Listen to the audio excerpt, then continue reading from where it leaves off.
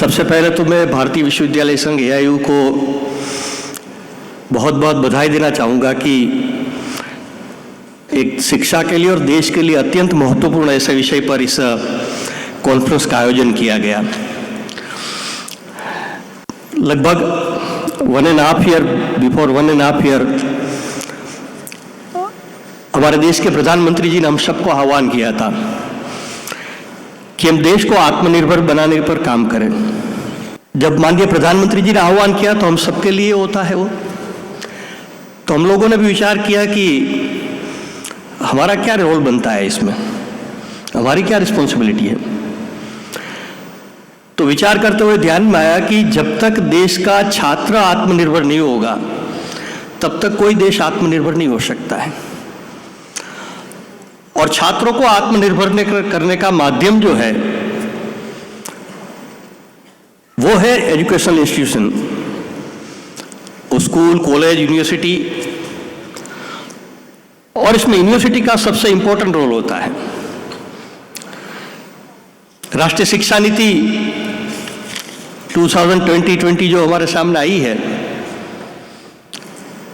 उसको अगर टोटालिटी में इंप्लीमेंट करेंगे अगर, तो देश आत्मनिर्भर की दिशा में आगे बढ़ेगा। और इस नीति का जो आधारभूत थीम है, हर नीति की कोई ना कोई थीम होती है। इस नीति का जो हिंदी का ड्राफ्ट है उस पर पेज 8 पर एक स्मॉल पैराग्राफ है।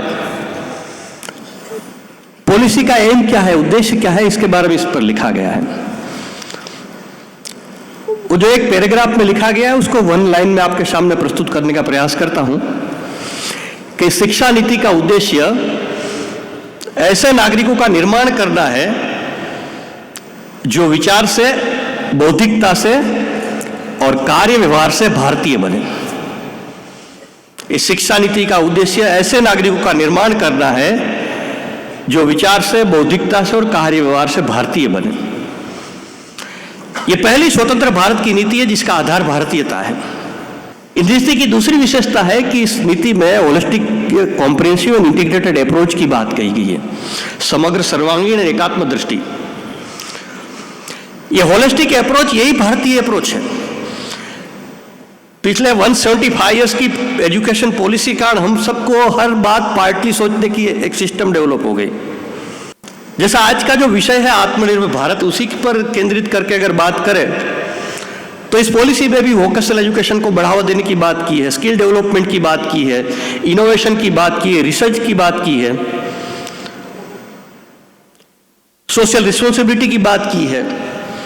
अब ये सब सेपरेट सब्जेक्ट लगते हैं हम लोगों को और इसी प्रकार प्रयास किया जाता है, लेकिन ये कोई सेपरेट सब्जेक्ट नहीं है, सब इंटीग्रेटेड है। और ये इंटीग्रेटेड अप्रोच से इसको इंप्लीमेंट करने का प्रयास करेंगे तो हम आत्मनिर्भर भारत की दिशा में कंट्रीब्यूट कर पाएंगे। यूनिवर्सिटी ये कोई टापू नहीं होना चाहिए। यूनिवर्सिटी जिस एरिया में है उस एरिया की सामाजिक, राष्ट्रीय जो आवश्यकता है उसकी फुलफिल करना, पूर्ति करना, ये रिस्पॉन्सिबिलिटी यूनिवर्सिटी की होती है। महात्मा गांधी जी ने 1946 10 नवंबर के जो विशेषांक था उसमें उन्होंने लिखा है, हरिजन सेवक के विशेषांक में, गांवों को पुनर्स्थापना का कार्य कामचलाऊ नहीं बल्कि स्थायी होना चाहिए। उद्योग, हुनर, तंदुरुस्ती यानी हेल्थ एंड एजुकेशन, इन चारों का सुंदर समन्वय करना चाहिए। और वह बात नई तालीम में कही गई है, जो गांधी जी ने नई तालीम का एक कॉन्सेप्ट दिया था एजुकेशन चेंज के लिए, उसमें इसी का समावेश किया गया है। और आगे उन्होंने कहा कि मैं किसी उद्योग यानी इंडस्ट्रीज और एजुकेशन को सेपरेट नहीं मानता हूं, बल्कि उद्योग शिक्षा का जरिया होना चाहिए। अगर ये गांधी जी का एक कॉन्सेप्ट कहो, एजुकेशन पॉलिसी के थॉट कहो, इसमें कोई डिफरेंस नहीं है। मैं कहता हूं कि गांधी जी या जिन जिन महापुरुषों ने एजुकेशन के बारे में अपने विचार, अपने थॉट व्यक्त किए हैं, वो सारा इस एजुकेशन पॉलिसी में इनकलकेट करने का प्रयास किया गया है। इसलिए इसको केंद्र बिंदु रखकर हम लोगों को प्लानिंग करने की आवश्यकता है, और कुछ यूनिवर्सिटी कर भी रहे हैं, ऐसा मेरा एक्सपीरियंस भी है। हम लोग कई यूनिवर्सिटी के साथ मिलकर इस विषय पर काम कर रहे हैं। स्किल डेवलपमेंट के एक नेशनल लेवल के एक कुछ एजेंडा सेंट्रल गवर्नमेंट ने दिए हैं। ठीक है, अच्छा है, सेंट्रल लेवल का एक एजेंडा है, लेकिन एक बार स्किल डेवलपमेंट मिनिस्टर से मिलना हुआ तो मैंने उनको रिक्वेस्ट किया। मैंने कहा कि ये सेंट्रल लेवल का जो एजेंडा है वो तो अच्छी बात है, लेकिन इसके साथ साथ जो प्रधानमंत्री जी ने कहा है कि लोकल को वोकल बनाओ, इसको कैसे जोड़ेंगे? तो मैंने कहा कि हर डिस्ट्रिक्ट का एक स्किल का मैपिंग होना चाहिए। तो मैं यह कहना चाहता हूं कि हर यूनिवर्सिटी का जो स्पेसिफिक एरिया है, उस एरिया का एक यूनिवर्सिटी के द्वारा मैपिंग होना चाहिए कि वहाँ एग्रीकल्चर की नीड क्या है, इंडस्ट्री की नीड क्या है, वहाँ के कला, कारीगरी आदि क्षेत्र, हेल्थ की नीड क्या है, इसका एक मैपिंग करना चाहिए। और इस मैपिंग के आधार पर फिर यूनिवर्सिटी में स्किल डेवलपमेंट के प्रोग्राम स्टार्ट करने चाहिए। हमने जब कानपुर यूनिवर्सिटी में काम किया था कुछ समय पहले आत्मनिर्भर कानपुर विषय पर, तो वहाँ की जो कमिटी, उसमें इंडस्ट्रियल एसोसिएशन के चेयरमैन सेक्रेटरी भी थे। तो एक मीटिंग में आए थे, तो मैं उस राष्ट्रीय सलाहकार था, तो इस मीटिंग में आया तो मुझे कहा कि अतुल जी, आप हमारे इंडस्ट्रीज एरिया में आइए, बोर्ड लगे हुए हैं कि कुशल कारीगर चाहिए, स्किल वाले लोग चाहिए, लेकिन मिल नहीं रहे हमको। तो मैंने उनको कहा कि आप सर्वे करके हमको दीजिए, और जिस प्रकार की आपकी आवश्यकता है, इस प्रकार के स्किल डेवलपमेंट कार्यक्रम कानपुर यूनिवर्सिटी में स्टार्ट करेंगे।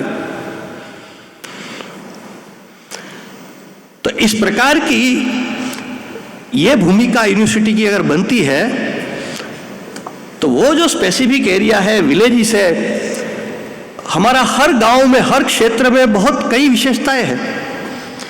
जैसे हम लोग एमपी के ट्राइबल एरिया में झाबुआ में काम कर रहे हैं। आपका तो बहुत बड़े बड़े यूनिवर्सिटी हो, तो स्कूल है और वो प्राइवेट स्कूल है, शारदा विद्यापीठ नाम से।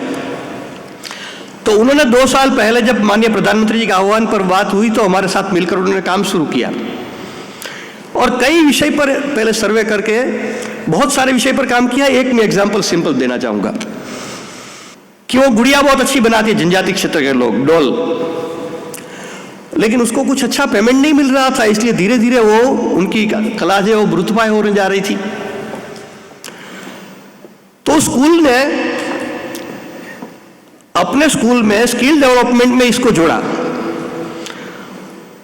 और टीचिंग के लिए कौन आते हैं, ट्रेनिंग के लिए कौन आते हैं, बच्चों को ट्रेनिंग करने के लिए उसी ट्राइबल एरिया के, जो जिसको हम अनपढ़, इलिटरेट लोग कहते हैं, लेकिन इस कला में वो माहिर है, वो आते हैं। और वहां के जो ट्राइबल बच्चे हैं, वो फिर से वो कला सीखने लगे।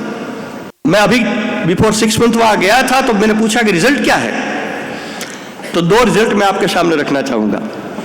उन्होंने कहा कि पहले इस गुड़िया का, डोल का 150-200 से ज्यादा रुपया उनको नहीं मिल रहे थे,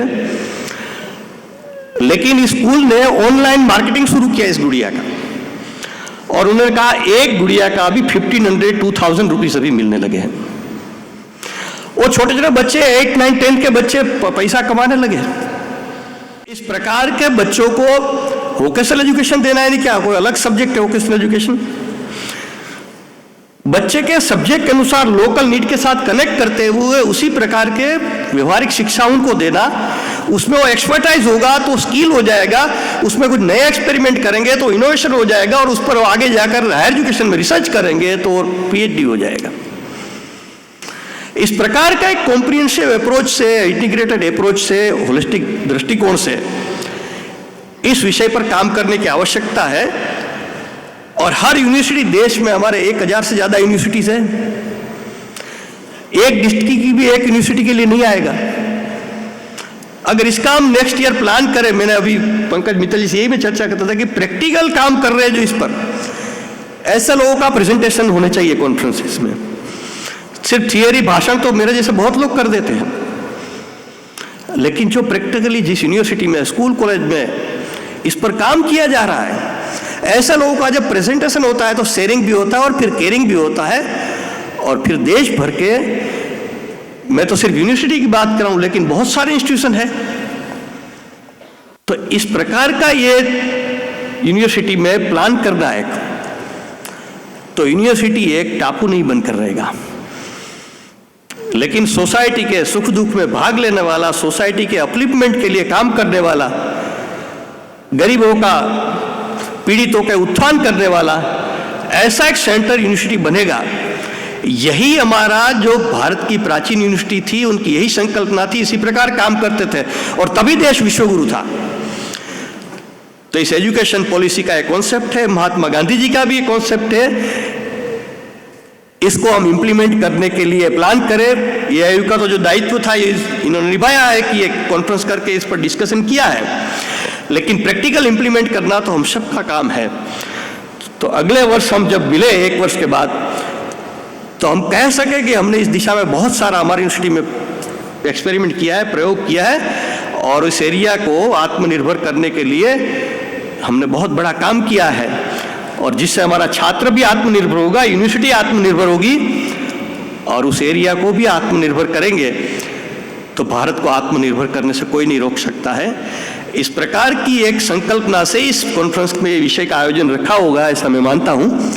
इसलिए मैं आयोग को फिर से अभिनंदन देता हूँ, और यह आयोग ने अपनी भूमिका निर्वाह किया है। हम सब मिलकर इस दिशा में प्रैक्टिकल काम करते हुए इसको आगे के वर्ष के लिए टारगेट बनाएंगे, तो मुझे लगता है कि इसके माध्यम से, देश की शिक्षा के माध्यम से, पॉलिसी का इम्प्लीमेंटेशन के माध्यम से देश को आत्मनिर्भर करने की दिशा में बहुत कुछ हम योगदान कर पाएंगे। इसी विश्वास के साथ, इसी विजन के साथ हम सब अपने अपने क्षेत्र में कार्य करने के प्रयास करें। यही आप सबसे प्रार्थना। बहुत बहुत धन्यवाद।